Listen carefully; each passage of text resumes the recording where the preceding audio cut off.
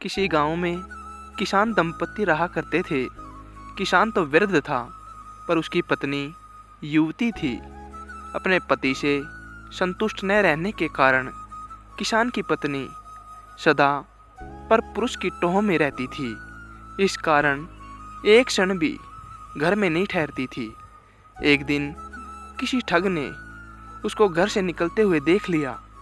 उसने उसका पीछा किया और जब देखा कि वह एकांत में पहुंच गई तो उसके सम्मुख जाकर उसने कहा, देखो, मेरी पत्नी का देहांत हो चुका है। मैं तुम पर अनुरक्त हूँ, मेरे साथ चलो।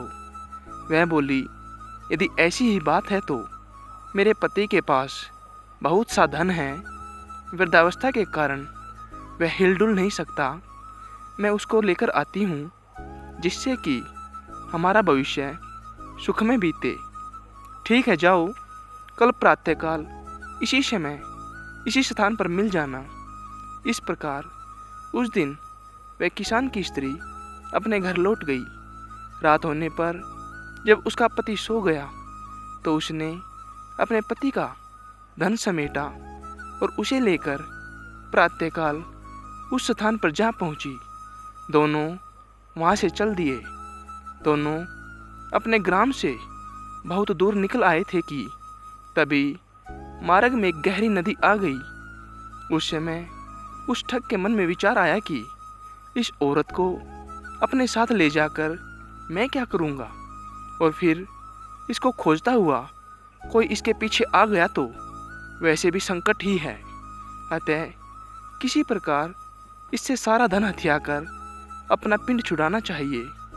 यह विचार कर उसने कहा, नदी बड़ी गहरी है, पहले मैं गठरी को उस पार रख आता हूँ, फिर तुमको अपनी पीठ पर लादकर उस पार ले चलूँगा। दोनों को एक साथ ले चलना कठिन है। ठीक है, ऐसा ही करो।